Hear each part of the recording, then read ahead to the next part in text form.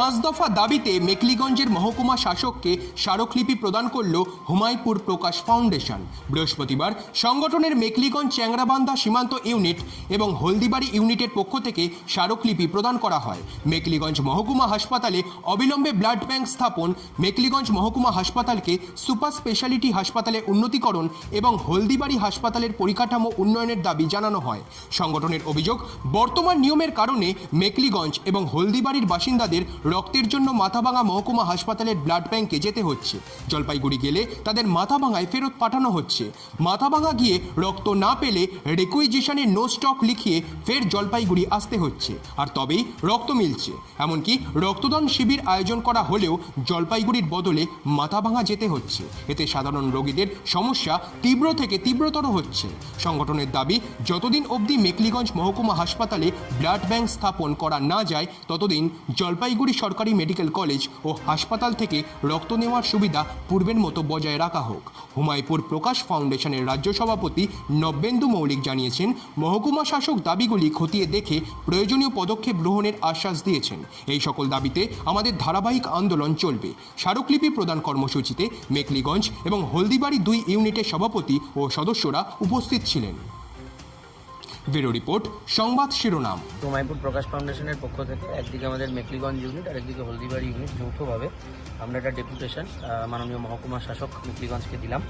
এখানে আমাদের মূল বক্তব্যটা হচ্ছে যে মেখলিগঞ্জ একটা মহকুমা হাসপাতাল এবং এখানে মহকুমা এবং একটা মহকুমা হাসপাতাল রয়েছে। বহু মানুষকে প্রত্যেকদিন রক্তের জন্য জলপাইগুড়ি বা পাশের মাথাভাঙায় যেতে হয়। এখানে অবিলম্বে একটি ব্লাড ব্যাংক স্থাপন করা খুব দরকার, যেটা মেখলিগঞ্জবাসীর একটা দারুণ সেন্সিটিভ বিষয়। প্রত্যেক দিন রক্তের জন্য মুমূর্ষু রোগীদের রক্তের প্রয়োজনে এদেরকে নাজেহাল হতে হয়। তো এই বিষয়ে যেন মহকুমা প্রশাসনের পক্ষ থেকে জেলা প্রশাসনের মাধ্যমে রাজ্য স্তরে বিষয়টি তুলে ধরা হয়।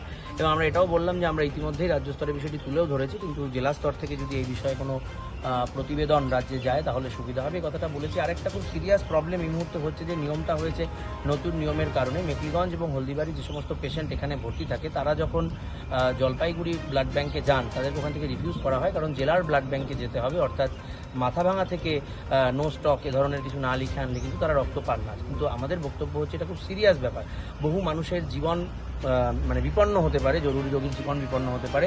তাই যতদিন পর্যন্ত না মেখলিগঞ্জে ব্লাড ব্যাংক স্থাপন করা যাচ্ছে ততদিন পর্যন্ত কিন্তু মেখলিগঞ্জের মানুষ যাতে জলপাইগুড়িতে গিয়ে রক্ত পান, রক্ত নেওয়ার সুবিধা পান, সেই সুবিধাটা দিতে হবে। এবং একই সাথে রক্তদান শিবির অর্গানাইজ করার জন্যও কিন্তু মাথাভাঙায় যেতে হচ্ছে। এটাও যেন না হয় জলপাইগুড়ির সাথে, যতদিন পর্যন্ত এখানে নতুন ব্লাড ব্যাংক না হচ্ছে ততদিন পর্যন্ত যাতে জলপাইগুড়ি থেকে তারা রক্তদান শিবির করতে পারেন, সেই বিষয়টাও আমরা তুলে ধরেছি। এবং একই সাথে মেখলিগঞ্জ হাসপাতালকে, মহকুমা হাসপাতাল যেটা আছে এটাকে সুপার স্পেশালিটি হাসপাতালে উন্নীতকরণ এবং হলদিবাড়ি হাসপাতাল তার পরিকাঠামোগত উন্নয়ন। কারণ সেখানে অনেক অভিযোগ আসছে যে রেফারাল, ছোট ছোট প্রবলেম নিয়ে গেলে সেখানে রেফার দিয়ে দেওয়া হচ্ছে বা নানান রকম সমস্যা আসছে, র্যাবিসের মতন সাধারণ ভ্যাকসিন নিয়ে পাওয়া যাচ্ছে না, এই ধরনের অভিযোগগুলো আসছে। প্রত্যেকটি বিষয় আমরা তুলে ধরেছি।